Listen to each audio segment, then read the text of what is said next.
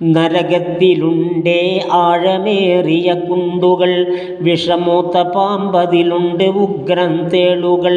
തേളിൻ്റെ പല്ലിന് നഹ്ല് പോലാ നീളവും എന്ന് ഇബ്നു മസ്ഊദാൽ പുലർന്നീ വാക്യവും.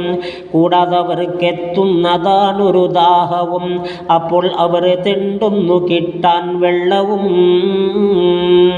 വർഷം 1000 തെണ്ടിയാലൊരു മേഘവും വെളിവാകും, അപ്പോൾ വരും അവർക്കതിൽ മോഹവും. സുബ്ഹാന റബ്ബി ചൊരിയുമേ അതിൽ നിന്ന്, തേളിൻ്റെ കൂട്ടം കുതിര പോലിരിക്കുന്നു. വർഷം 1000 എത്തിയെന്നാൽ തന്നെ അത് കുത്തിയാൽ മാറാത്ത വേദന പൊന്നേ. വീണ്ടും അവർ മഴ കിട്ടുവാൻ മോഹിക്കുമേ, അപ്പോൾ കറുത്തൊരു മേഘവും വെളിവാകുമേ. മഴയുള്ള മേഘം എന്നവർ പറയുന്നതാ, ഉടൻ തന്നെ ഉഗ്രം പാമ്പുകൾ പെയ്യുന്നതാ.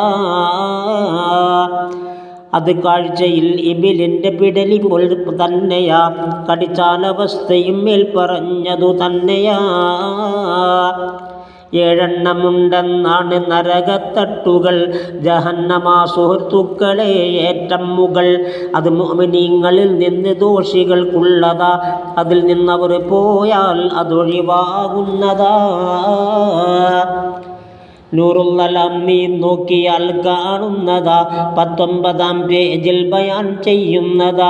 നേതാക്കളായ സബാനിയാക്കൾ നരകമിൽ 19 മുദ്ദത്തിർ സൂറത്തതിൽ ഓരോരോ കൈകാൽ കൊണ്ടും അവർ ഒരേ തരം